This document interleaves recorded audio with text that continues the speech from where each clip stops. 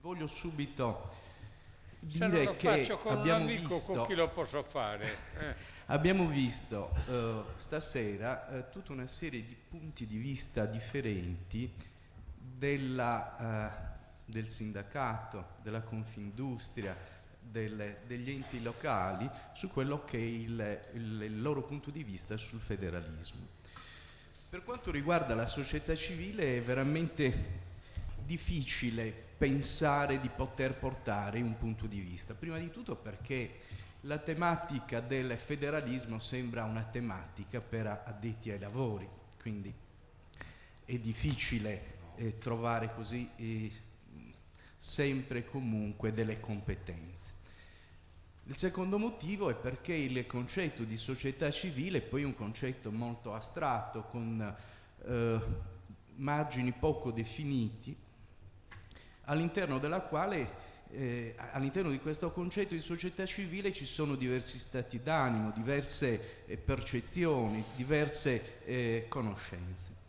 Quindi per correttezza di metodo parlerò di quelle che sono le mie sensazioni soggettive, sensazioni soggettive che partono da una pratica professionale che mi permette di essere a contatto con tante persone e in un certo senso di assorbirne anche gli umori, conoscere quelle che possono essere così le esigenze oltre quelli che sono i bisogni del corpo, anche i bisogni dello spirito che queste persone spesso esprimono.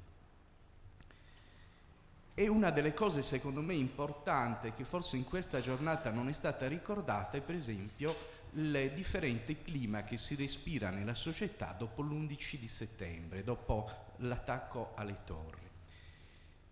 In realtà all'interno della gente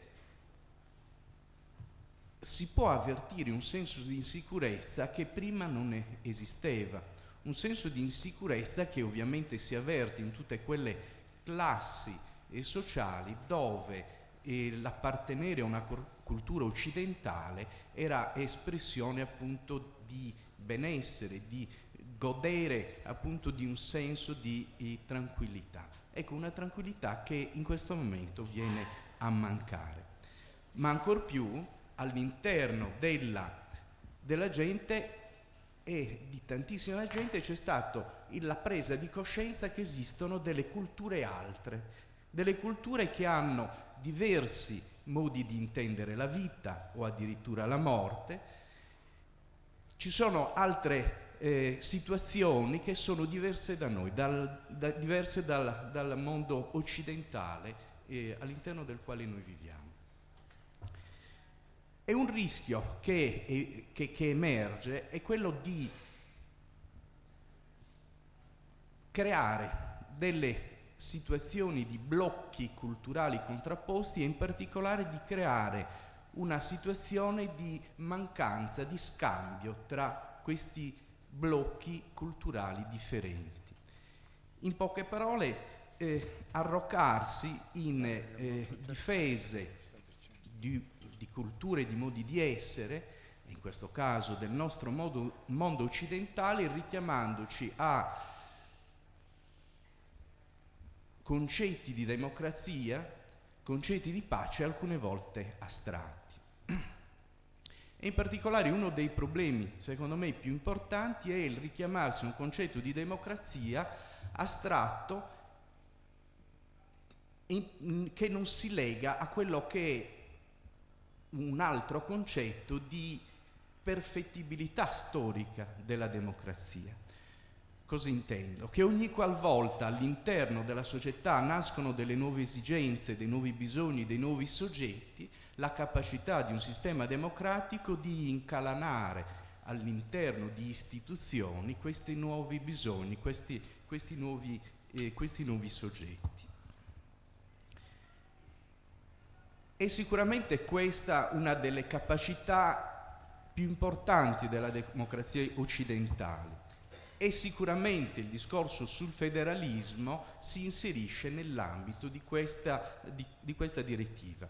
La cultura sarda, l'abbiamo sentito stamattina ricordando appunto tutti gli episodi storici della nostra società, sicuramente non è estranea a questo dibattito che si è sviluppato all'interno della cultura occidentale. Probabilmente, anzi, la cultura sarda, attraverso i suoi intellettuali e attraverso le sue organizzazioni, spesso è stata anticipatrice di tematiche sul federalismo. Stranamente in questo momento però questa cultura sarda si trova in un certo senso presa in contropiede su tutta una serie di tematiche del federalismo che si stanno sviluppando all'interno dello Stato italiano. Non sempre siamo anticipatori, in un certo senso stiamo in alcuni casi rincorrendo quello che viene detto altrove. Vediamo per esempio l'esempio dell'approvazione del titolo quinto della modifica del titolo quinto della Costituzione. In realtà non ha trovato un grosso dibattito qui in Sardegna.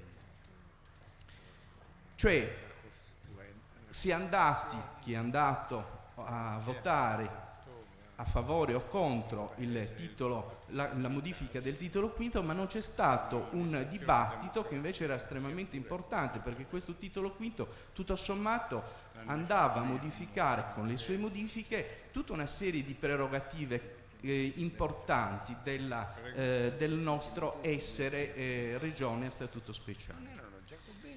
E se andiamo a vedere nell'ambito della tematica della democrazia, vediamo come è avvenuto questo cambiamento del titolo quinto, visto così dalla società civile e non visto dalla politica. In realtà si è avuto un'approvazione a maggioranza di una modifica di una legge costituzionale che dovrebbe essere una legge che invece mette d'accordo tutte le varie parti sociali, creando un precedente tutto sommato importante, un precedente dove è possibile modificare da parte di una fetta di società una legge che dovrebbe regolare poi l'intera società, anche se chi va poi a regolare questa, a modificare questa legge è la parte maggioritaria. Quindi già un problema di merito su questa modifica del titolo quinto, che tutto sommato non è stata assolutamente dibattuta nelle stanze della politica e che forse è importante invece iniziare a ridiscutere, almeno nell'ambito della società civile.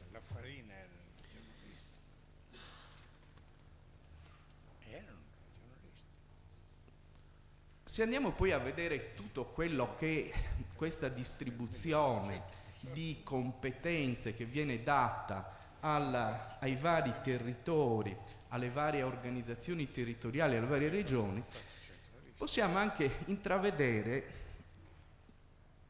una problematica particolare.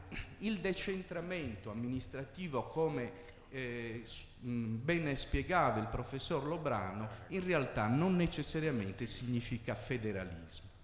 E se noi andiamo a vedere per esempio il decentramento di quella che è la spesa sanitaria, cosa vuol dire? Che alcune volte si andrà a creare delle situazioni così anomale dal punto di vista dei territori, per cui già ci si sta ponendo il problema di creare degli standard minimi di assistenza, cioè riuscire veramente a garantire a tutti i cittadini almeno uno standard minimo di assistenza, perché tutti quelli che sono i meccanismi di prelevo fiscale e ridistribuzione attraverso i servizi sicuramente saranno diversi nei territori. A noi questa cosa ci è capitata e ancora non abbiamo probabilmente colto sino in fondo tutti quelli che sono i meccanismi che andranno ad essere messi in moto. Meccanismi peraltro che sono ancora gestiti, almeno a livello dello Stato, sempre da una classe politica divisa in fazioni, in gruppi di potere, spesso in rissa che non sempre riescono a dare delle soluzioni positive, propositive. Crisi quindi politica ben esistente, ben conosciuta, e una crisi che qui in Sardegna si vive, lo ricordavo l'altro giorno ad una riunione con amici, in maniera speciale, perché anche qua è speciale la crisi politica della classe dirigente.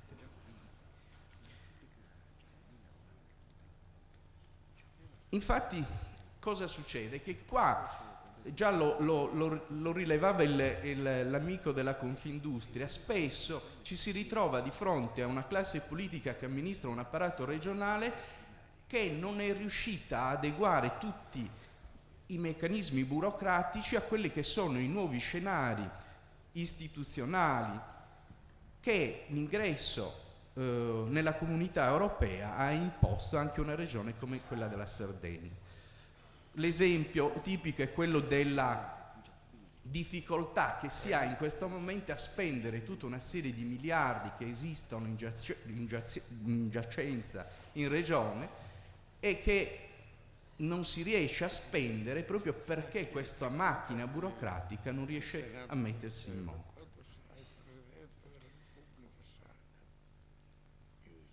Ora, io non voglio assolutamente entrare nel merito di queste cose, non è mia competenza, è una competenza dei politici. Mentre mia competenza, come cittadino, mettere in risalto un qualcosa che come cittadino ho messo in moto assieme ad altri amici, del fatto che comunque tutti questi meccanismi di rapporto Sardegna-Europa noi li subiamo. Li subiamo perché? Perché comunque noi come comunità sarda non abbiamo rappresentanti nell'ambito di quelle che sono le istituzioni europee. Qualcuno mi direbbe, sì, mi potrebbe dire, ma guarda, ma credi che secondo chi va di sardo a Strasburgo le cose cambiano? Sì, è vero.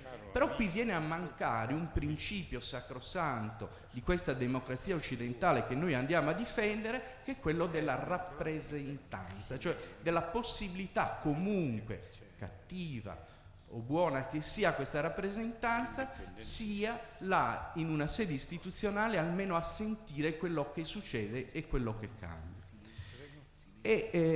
Rispetto a questo, assieme, come diceva, a tutta una serie di amici, abbiamo messo in moto un meccanismo di trama, di amicizie, che rispetto a questa problematica ha messo su un comitato per l'Europa delle regioni che ha raccolto 54.000 firme che abbiamo abbiamo corredato ad una proposta di legge di iniziativa popolare. Una proposta di legge di iniziativa popolare che è stata presentata al Parlamento, corredata con queste 54.000 firme, che però, ancora una volta, la classe politica non è riuscita ad sfruttare. Era un'iniziativa che aveva raggiunto un livello di coscienza in tutta la Sardegna, però che la nostra classe politica, quindi questo distacco tra società civile, fra comunità sarda e classe politica che la deve rappresentare, non è riuscita assolutamente a risolvere. È passata la legislatura del centrosinistra, ci stiamo avvicinando di nuovo adesso alle prossime elezioni europee e noi ci ritroviamo ancora in questa situazione.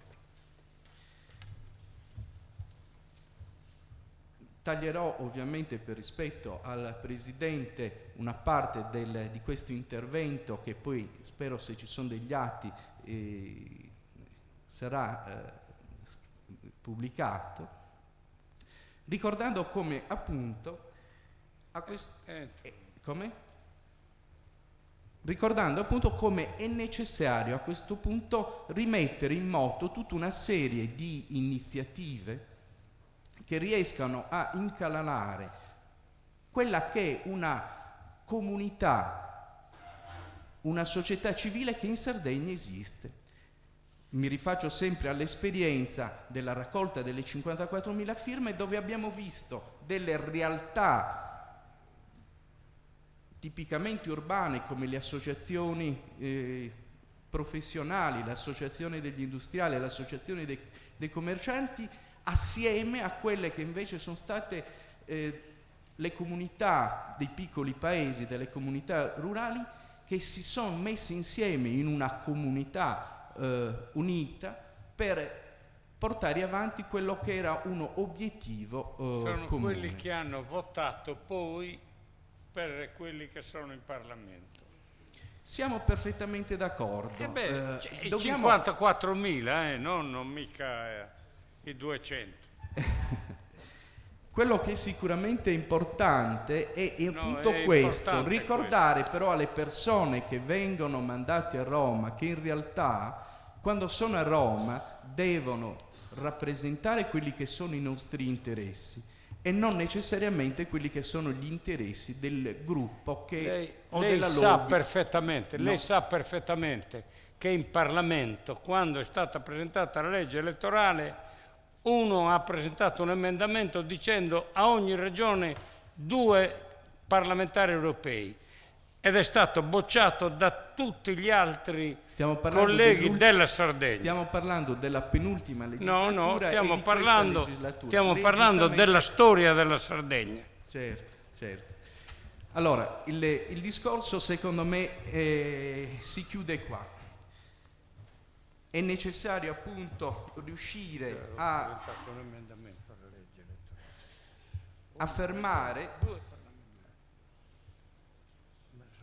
un principio.